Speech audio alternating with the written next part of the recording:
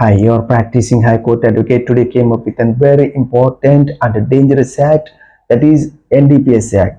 It is nothing but Narcotic Drugs and Psychotropic Substances Act. In Telugu, గంజాయి కేసులు, మాదక ద్రవ్యాల కేసులు, డ్రగ్స్ కేసులు అంటారు. ఎందుకు డేంజరస్ అండ్ డ్రాకోనియన్ యాక్ట్ అని అన్నాను అంటే, ఇన్ కేస్ దీంట్లో కనుక ఎవరైనా ఇంప్లికేట్ చేయబడితే, ఎవరైనా దీంట్లో కనుక ఇరుక్కుంటే, the punishments will be very, very, very stringent, and it is up to 10 years and 20 years. Depending on the quantity of the contraband which was seized from the possession of the accused. In case నేను dangerous అనడానికి ఇంకొక కారణం కూడా ఉంది. In case అతని ఎవరైతే accused ఉన్నారో అతని కనుక earnings of the selling of the contraband, ఆ కాంట్రాబ్యాండ్ అంటే గంజా కానీ, హెరాయిన్ కానీ, వాట్స్ ఎవర్ ఏదైనా ఒక డ్రగ్ అమ్మి సంపాదించిన దానితో గనక అతను ఒక ప్రాపర్టీ కానీ, ఏదైనా ఒక కార్ కానీ, ఒక బైక్ కానీ, ఏదైనా సేవింగ్స్ కానీ చేశారంటే section 68 of the NDPS act is clearly saying that ఆ ప్రాపర్టీని కూడా సీజ్ చేయొచ్చు, ఆ ప్రాపర్టీని కూడా కాన్ఫిస్కేట్ చేయొచ్చు, ఆ ప్రాపర్టీని కూడా ఫోర్ఫీచర్ చేయొచ్చు, అంటే కోర్టు పరిధిలోకి తెచ్చేసుకోవచ్చు అతనికి లేకుండా. సో ఇంత డేంజరస్ యాక్ట్ గురించి ఈరోజు దీంట్లో ఇన్ కేస్ కమర్షియల్ క్వాంటిటీలో కనుక దొరికితే అప్ టు 20 years వరకు పనిష్మెంట్స్ ఉంటున్నాయి. అండ్ మోర్ ఓవర్ 20 years తో పాటు బెయిల్ రావడానికి కూడా 6 months, 1 year, 2 years until the trial complete అయ్యే వరకు కూడా జైల్లోనే ఉంటున్నారు చాలా మంది. దీంట్లో you have a good grounds to get bail. So ఈరోజు ఆ గ్రౌండ్స్ ఏంటి, ఈ quantities of the NDPS act ఏంటి, ఏ క్వాంటిటీకి ఎంత పనిష్మెంట్ ఉంటుంది, ఏ క్వాంటిటీతో దొరికితే బెయిల్ ఎప్పుడు వస్తుంది అనే విషయాల మీద మీకు క్లియర్గా చెప్పడానికి we have done these efforts. And NDPS యాక్ట్లో ఫర్ ఎగ్జాంపుల్ రెగ్యులర్గా అందరూ యూజ్ చేసేది in our Telugu states ganja కాబట్టి let us conclude with ganja. Let us make an example, let us make an illustration with ganja. అంటే నేను ఇందాక మీకు చెప్పినట్టుగా ఎవరికన్నా ఒక ప్రాపర్టీ ఆ గంజా అమ్మిన డబ్బులతో కనుక పర్చేస్ చేస్తే అతని ప్రాపర్టీని కూడా సీజ్ చేస్తారని there is a clear cut example. There is a కేసులో Mohammed Fazeeuddin versus Union of India. ఈ కేసులో అతను ఆ గంజా అమ్మిన, ఆ కాంట్రాబ్యాండ్ అమ్మిన ఎర్నింగ్స్ తో ఒక ప్రాపర్టీ పర్చేస్ చేస్తాడు. ఆ ప్రాపర్టీని కూడా కోర్టు కాన్ఫిస్కేట్ చేస్తుంది. నా కమింగ్ టు పాయింట్, NDPS కేసులో స్మాల్ క్వాంటిటీ అంటే in case of ganja 1 kg, and for that 1 kg తో కనుక పట్టుబడితే ఆర్ బిలో 1 kg తో కనుక పట్టుబడితే అతనికి 1 year పనిష్మెంట్ ఉంటుంది, అలాగే 10,000 వరకు ఫైన్ ఉంటుంది. Or in case intermediate quantity, in case 1 kg కన్నా అబౌవ్ అండ్ 20 kgs కన్నా బిలోతో కనుక అతను దొరికితే ఐదర్ ఆయన ట్రాన్స్పోర్ట్ చేయొచ్చు, ఆయన పొజిషన్లో ఉండొచ్చు, ఇంకెక్కడైనా సేల్ చేయొచ్చు, వాట్స్ ఎవర్. ఆ క్వాంటిటీ ఆఫ్ గాంజా కనుక 1 kg కన్నా అబౌవ్ అండ్ 20 kgs కన్నా బిలో ఉంటే అతనికి 10 years పనిష్మెంట్ పడుతుంది, అండ్ మీన్ వైల్ 1 lakh వరకు ఫైన్ పడుతుంది. In this case very particular about the commercial quantity. In case the quantity of ganja is, the quantity of contraband is more than 20 kgs and there is no limit. 20 kgs కన్నా above ఉంటే కనుక అతను commercial క్వాంటిటీలోకి వెళ్తాడు. This is the most stringent laws. The section 37 of the NDPS Act is plays a very crucial and stringent role while granting the bail to the accused who got arrested in commercial quantity of the contraband. ఎవరైతే commercial క్వాంటిటీతో దొరికడం కానీ, commercial quantity of the contraband recover చేయడం కానీ జరిగిందో వాళ్ళ position నుంచి, ఆ commercial క్వాంటిటీలో దొరికిన వాళ్ళకి section 37 of the NDPS act అనేది చాలా స్ట్రింజెంట్ గా అడ్డుపడుతూ ఉంటుంది. అంటే 2 conditions సాటిస్ఫై చేయాలి కమర్షియల్ క్వాంటిటీలో దొరికినప్పుడు. అతను కనుక ఫస్ట్ అతను అఫెన్స్ ఏదైతే ఉందో అఫెన్స్ చేయలేదు అని చెప్పి ప్రూవ్ చేయబడాలి, అంటే నాట్ గిల్టీ అని ప్రూవ్ అవ్వాలి. అంటే మీన్ వైల్ ఇన్ కేస్ కనుక బెయిల్ ఇస్తే, బెయిల్ ఇచ్చిన తర్వాత కూడా అలాంటి క్రైమ్ మళ్ళీ NDPS యాక్ట్స్ ఈ గాంజా కేసెస్ లాంటి చేయడు, ఇలాంటి అఫెన్సెస్ మళ్ళీ కమిట్ చేయడు అని చెప్పి కూడా ప్రూవ్ చేసుకోగలిగితేనే అతనికి బెయిల్ వస్తుంది ఈ కమర్షియల్ క్వాంటిటీలో దొరికినప్పుడు. అంటే మీరు చెప్పండి, in case is there any possibility నేను బయటకు వెళ్ళాక కూడా ఫ్యూచర్లో ఏం చేస్తాను, నేను చేయను అని చెప్పి no one can prove that. So basing on that ఈ పర్టికులర్ ఈ గాంజా కేసెస్లో, ఈ కమర్షియల్ క్వాంటిటీస్లో చాలా మంది దొరుకుతున్నారు, చాలా కేసెస్ రిజిస్టర్ అవుతున్నాయి in the police stations. To be very frank saying that register అవ్వకముందే most of the cases are settle down in the police stations కూడా, మెనీ ఆఫ్ ది కేసెస్. అంటే in case basing on the confession statements ఎవరో ఒక accused దొరికి వేరే వాళ్ళ పేరు చెప్పారు అని చెప్పి వాళ్ళని కూడా స్టేషన్స్ తీసుకొచ్చుకున్న సందర్భాల్లో we should not disclose all the things, but మేమే వెళ్ళి సెటిల్ చేసి ఆ పర్సన్స్ ని letting out of the cases కూడా చేయడం జరిగింది. At the stage of station కూడా కొన్ని సెటిల్ అవుతూ ఉంటాయి. అంటే వాళ్ళు రాలేదు, వాళ్ళకి ఇతనికి ఎలాంటి సంబంధం లేదు అని చెప్పి ప్రూవ్ చేయగలిగితే, స్టేషన్ లో కనుక మనం ప్రూవ్ చేసుకోగలిగితే at the stage of station లో కూడా చాలా వరకు సెటిల్మెంట్స్ అవుతున్నాయి. అన్ని మనం ఇక్కడ మాట్లాడుకోకూడదు.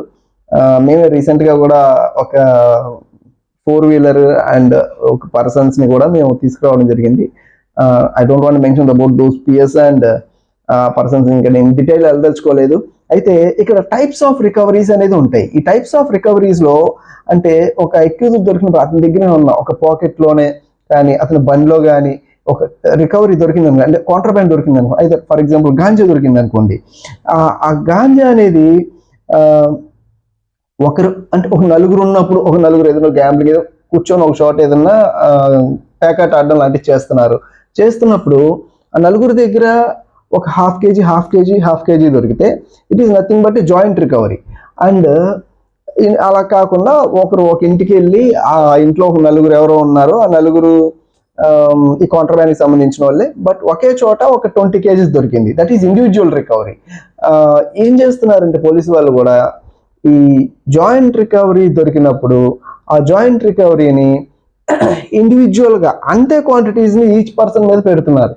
ఎందుకంటే బెయిల్ రాకుండా చేయడానికి. ఇప్పుడు ఇండివిజువల్ రికవరీ నా దగ్గర ఒక 10 grams, నీ దగ్గర ఒక 20 grams, అలా తక్కువ క్వాంటిటీస్ దొరికినప్పుడు అదే కనుక అక్కడ ఎఫ్ఐఆర్లు ఇంప్లికేట్ చేస్తే వాళ్ళు స్మాల్ క్వాంటిటీలు వెంటనే బయటకు వచ్చేస్తారు. To avoiding that polices are playing this kind of tricks, keeping the joint quantity. అందరికీ ఒకే క్వాంటిటీ పెట్టేస్తున్నారు, 40 kgs అని 50 kgs అని. మోర్ దాన్ 20 kgs పెట్టడం అనేది క్వైట్ కామన్ అయిపోయింది. ఎందుకంటే ఈ కమర్షియల్ క్వాంటిటీస్ పెట్టినప్పుడు they can't come out. For example ఇక్కడ ఇంకొక టైప్ ఆఫ్ రికవరీ ఉంది, ఛాన్స్ రికవరీ అంటారు. మీకు ఇంతవరకు ఎవరు చెప్పుండరు. ఒక సెలబ్రిటీ కేసులో జరిగింది, షణ్ముఖ్ జస్వంత్ కేసులో. అతను యాక్చువల్గా ఇంకేదో కేసులో అతనికి అరెస్ట్ చేయడానికి పోలీసు వాళ్ళు వెళ్ళినప్పుడు, అదేదో వాళ్ళ సిస్టర్ వాళ్ళ బ్రదర్ వాళ్ళ ఏదో లవ్ అఫైర్ లో అతన్ని ఇంట్రాగేట్ చేయడానికి అతని రోల్ ఏదో ఉందని చెప్పి అతని అపార్ట్మెంట్కి వెళ్ళి అక్కడ సెట్ చేసినప్పుడు అక్కడ అదే కాంట్రాబ్యాండ్ బయటపడడం, బై ఛాన్స్ దొరకడం అనమాట. బై ఛాన్స్ గా అతనికి దొరకపోయాడు కాబట్టి ఇట్స్ ఛాన్స్ రికవరీ. ఛాన్స్ రికవరీలో కూడా చాలా depending on the quantity of the contraband accused ని అరెస్ట్ చేసి జైలుకి పంపిస్తూ ఉంటారు. అండ్ ఈ పర్టికులర్ ఎన్డీపీసీఎస్ కేసెస్ లో, జనరల్ గా నార్మల్ సిఆర్పిసి ఐపీసీ కేసెస్ లో accused is innocent until proven guilty అనే ఒక కాన్సెప్ట్ ఉంది. But particular in the case of NDPS cases accused is accused until proven non guilty. అంటే ఒకవేళ బెనిఫిట్ ఆఫ్ డౌట్ అనేది ఇక్కడ పనిచేయదు. వీ హ్యావ్ టు ప్రూవ్ మన నాట్ గిల్టీ అని చెప్పి ఇక్కడ ప్రూవ్ చేసుకోవాలి. డిపెండింగ్ ఆన్ ది అడ్వకేట్, మీరు ఎంగేజ్ చేసుకునే అడ్వకేట్ మీద డిపెండ్ అయి ఉంటుంది, either for the bail or for the conviction or acquittal. అంటే కంప్లీట్ ట్రయల్ చేయడానికైనా, బెయిల్ ని మీకు తీసుకురావడానికైనా మీరు పెట్టుకున్న అడ్వకేట్ మీద డిపెండ్ అయి ఉంటుంది. అంటే ఎందుకు చెప్తున్నానంటే, నార్మల్ కేసెస్ లో, ఇంకేదైనా థెఫ్ట్ కేసులో, ఇంకేదైనా చిన్న కేసెస్ లో మనం ప్రూవ్ చేయలేకపోతే, అతను థెఫ్ట్ చేసాడని ప్రూవ్ చేయలేకపోతే అతను ఇన్నోసెన్స్ అని ఒక ప్రిజంప్షన్ ఉంది లాలో. But particularly in case of this NDPS act అతను చేశాడని ప్రూవ్ చేయలేకపోయినా అతను అక్యూజ్డ్ అనే ప్రిజంప్షనే ఉంది. అంటే మనం అతను నాట్ గిల్టీ చేయలేదని ప్రూవ్ చేయాల్సిన burden of proof lies on the council of the accused. ఎవరైతే అంటే మా మీద ఉంటుంది, ఇన్ కేస్ మీరు ఎంగేజ్ చేసుకుంటే మా మీద మీరు ఖచ్చితంగా మీరు తప్పు చేయలేదు, మీరు ఆ కాంట్రాబ్యాండ్ పొజిషన్ లో లేరు, మీరు దానికి సంబంధం లేదని చెప్పి we have to prove that. In case of ఒక డౌట్ క్రియేట్ చేస్తే సరిపోతుంది దేంట్లో, నార్మల్ కేసెస్ లో, but not in NDPS cases. మీకు ఇక్కడ మీకు ఇందాక చెప్పాను కదా, ఇక్కడ ఇంకొక ఆస్పెక్ట్ కూడా ఉంది. ఈ పర్టికులర్ ఎన్డీపీఎస్ కేసెస్ లో కమర్షియల్ క్వాంటిటీ ఉన్నప్పుడు పబ్లిక్ ప్రాసిక్యూటర్ కి there is an every opportunity ఇస్తారు అపోజ్ చేయమని. ఈ బెయిల్ ఇవ్వకూడదు అతను ఇన్ కేస్ ఆయన కనుక అపోజ్ చేసినా కూడా, ఇఫ్ ది హానరబుల్ జడ్జి గారు is believed that you did not done that offence అని, అలాగే మళ్ళీ బయటకు వెళ్ళినా కూడా మీరు ఈ అఫెన్స్ మళ్ళీ రిపీట్ చేయరు అనుకుంటే కనుక మీకు బెయిల్ గ్రాంట్ అవుతుంది. That is the duty of the advocate to prove that you would not commit those kind of offences again after going out, and you have to say and you have to make him believe, and you need to convince the concerned magistrate.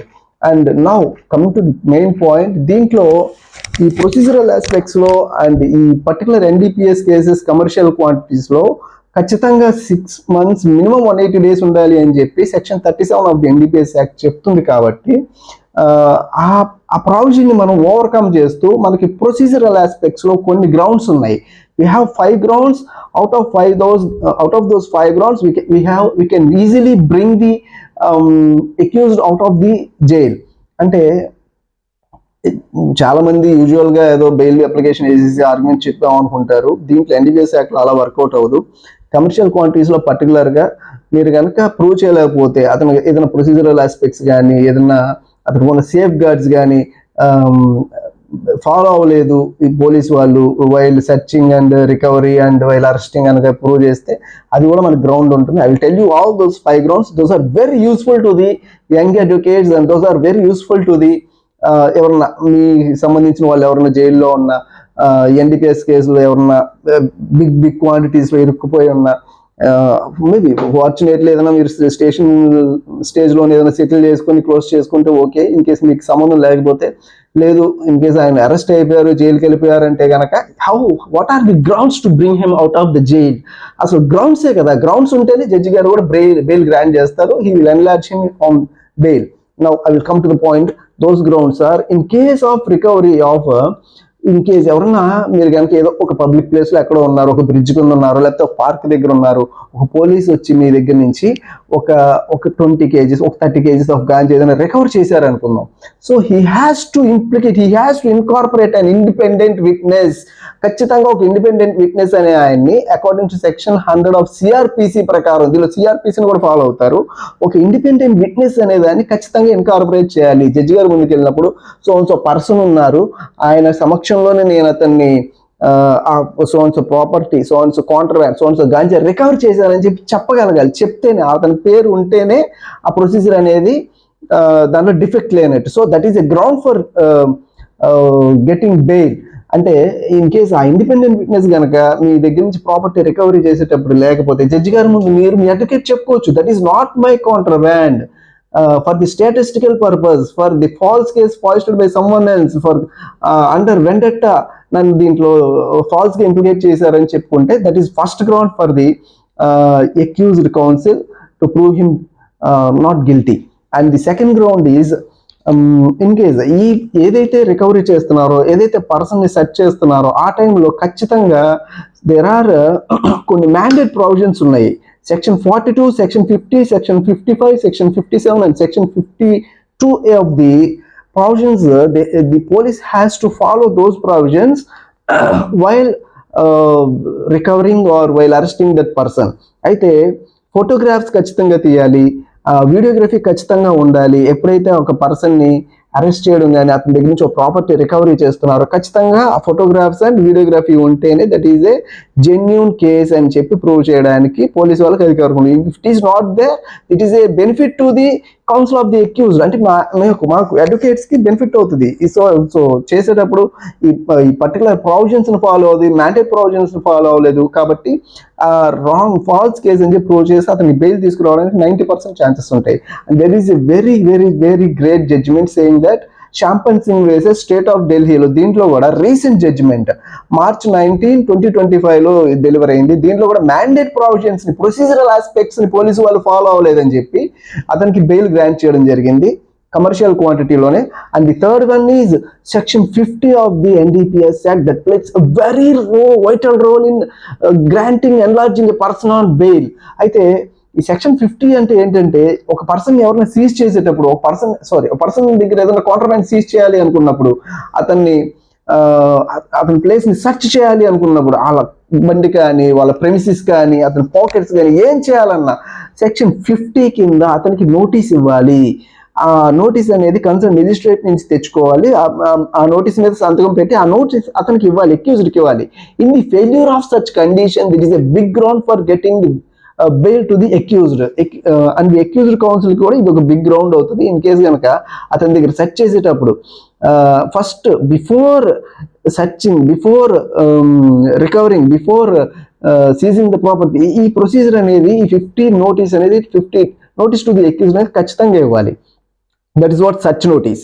And then the fourth ground is in case ఒకరి దగ్గర గాంజా దొరికింది అనుకున్నాం, in case ఆ గాంజా దొరికింది అంటే it cannot come and fall from the sky కదా, sudden గా అతని దగ్గర చూసి పడిపోదు. He has to buy it from somewhere, he is willing to sell it to someone. So ఎక్కడి నుంచి కొన్నాడు, ఎవరికి అమ్మాలనుకుంటున్నాడు అనే దాని నుంచి ఆ లింకేజ్ ఎప్పుడైతే బ్రేక్ చేస్తామో, ఆ ప్రాపర్ ఎవిడెన్సెస్ లేవో, that is good ground for bail for in commercial quantities in NDPS act. అంటే సమ్వేర్ ఎక్కడి నుంచో కొన్నాడు, ఆ పర్సన్ వేర్ అబౌట్స్ అనేది ప్రాపర్ గా లేకపోతే వేగ్ గా ఉంటే, that is also ground for getting bail. And the fifth ground is supreme court Ankur Chaudhary versus state of MP అనే కేసులో, ఎన్డీపీఎస్ యాక్ట్ కేసులో అతని trial is very long pending trial and it's a very tedious process. Almost together ఒక 6-7 years వరకు prolong అవడం వల్ల that itself is a ground. ఇంత lengthy trial ఎప్పుడు జరుగుతుంది, ఎవిడెన్సెస్ ప్రాపర్ గా లేకపోవడం, విట్నెసెస్ రాకపోవడం, ఇలాంటి కేసెస్ లో జరుగుతుంది. So if there in the absence of proper witnesses and in the absence of proper evidence, the benefit goes to the accused. అంటే ఆ కౌన్సిల్ ఆఫ్ ది అక్యూజ్డ్ కూడా ప్రాపర్ గా ఫైట్ చేయగలగాలి, ప్రాపర్ గా ప్రూవ్ చేయగలగాలి. So కేసులో proper evidences లో ఎంత లెంతీ ట్రయల్ అనేది violates the constitutional and legal rights of the, I mean the fundamental rights of the accused. అంత prolonged languishing in the jails అంటే అతను కూడా సఫర్ అవుతాడు కాబట్టి.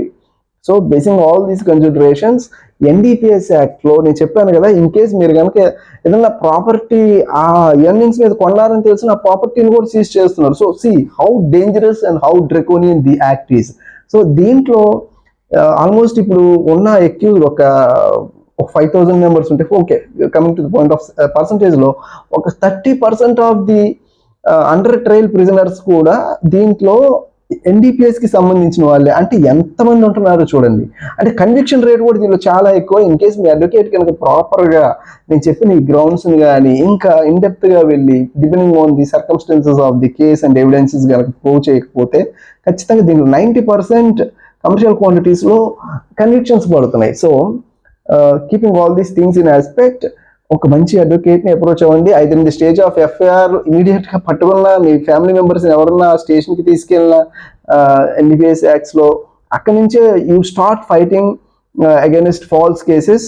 And at the same time in case జైలుకి పంపించిన, either it is a small quantity, either it is intermediate quantity, either it is commercial quantity, జైలుకి వెళ్ళిన తర్వాత కూడా మీరు బెయిల్ కి అప్లై చేయొచ్చు. అండ్ వన్ మోర్ థింగ్ ఏంటంటే, డిస్ట్రిక్ట్ కోర్టులో ఈ ఇంటర్మీడియట్ క్వాంటిటీస్ కి అండ్ కమర్షియల్ క్వాంటిటీస్ కి బెయిల్ రావడం అనేది చాలా తక్కువ జరుగుతుంది. You have to file the bail applications in high court and in supreme courts. In case high court రాకపోతే, ది చేంజ్ ఇన్ సర్కమ్స్టెన్సెస్ ఉంటాయి. ఫస్ట్ బెయిల్ రాలేదు కదా అని చెప్పి మీరు నిరుత్సాహపడకూడదు. Second bail applications, change in circumstances ఉంటాయి, ప్రొసీజరల్ ఆస్పెక్ట్స్ ఉంటాయి, అంటే ఫర్దర్ గ్రౌండ్స్ ఉంటాయి. సో అన్ని బేస్ చేసుకుని మీరు నెక్స్ట్ లెవెల్ ఆఫ్ కోర్ట్స్ లో కూడా ఈ చేసుకుని వచ్చే వరకు ఫైట్ చేయొచ్చు. That is signing off your High Court practicing advocate. Thank you.